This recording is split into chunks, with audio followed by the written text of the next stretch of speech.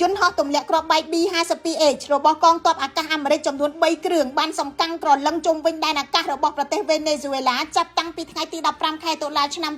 2025ដែលកំពុងរុញឲ្យស្ថានភាពរវាងទីក្រុង Washington របស់សហរដ្ឋអាមេរិកនិងទីក្រុង Caracas របស់វេណេស៊ុយអេឡាកាន់តែតានតឹងយោងតាមសារព័ត៌មាន Newsweek ចេញផ្សាយនៅថ្ងៃទី16ខែតុលាឆ្នាំ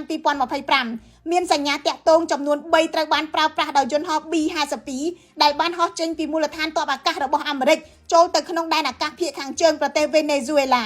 B-52 ជាតួឯកទម្លាក់គ្រាប់បែកចម្ងាយឆ្ងាយបន្ទាប់ពី B-2 Spirit វាមានទទឹងពីចុងស្លាបម្ខាងទៅចុងស្លាបម្ខាងទៀត56ម៉ែត្របណ្ដោយ48ម៉ែត្រអាចហោះបាន 13000 គីឡូម៉ែត្រនិងផ្ទុកគ្រាប់បែកបាន32តោនការដាក់ពង្រាយយន្តហោះទម្លាក់គ្រាប់បែកដ៏កម្រនេះស្ថិតនៅចម្ងាយតិចជាង400គីឡូម៉ែត្រពីទីក្រុង Caracas លោកប្រធានាធិបតីវេណេស៊ុយអេឡា Nicolas Maduro បានបញ្ជាឲ្យកងទ័ពអាកាសត្រៀមខ្លួនទប់ទល់ខណៈដែលប្រព័ន្ធដែនអាកាសបានបំរុងរួចរាល់នៅក្នុងការបាញ់ទម្លាក់ប្រព័ន្ធផ្សព្វផ្សាយរដ្ឋវេណេស៊ុយអេឡាបានហៅប្រតិបត្តិការរបស់អាមេរិកថាជាការបង្កការគំរាមកំហែងដែលធ្វើឲ្យមានអស្ថិរភាពក្នុងតំបន់យោធាអាមេរិកមិនឆ្លើយតបនោះទេប៉ុន្តែអ្នកវិភាគនិយាយថាអាមេរិកមានបំណងសាកល្បងរ៉ាដារបស់វេណេស៊ុយអេឡាហើយក្នុងពេលដំណើរគ្នានោះឆ្លៀតប្រមូលព័ត៌មានសម្ងាត់អេឡិចត្រូនិកនិងបង្ហាញពីសាច់ដុំកម្លាំងអាកាសអាមេរិកដើម្បីកំញាយលោក Maduro ក្រៅពី B-52 សហរដ្ឋអាមេរិកក៏បានបញ្ជូននាវាពិឃាត3គ្រឿងផ្ទុកដោយមីស៊ីលឧទ្ធម្ភាគចក្រនិងកងម៉ារីនទៅក្បែរ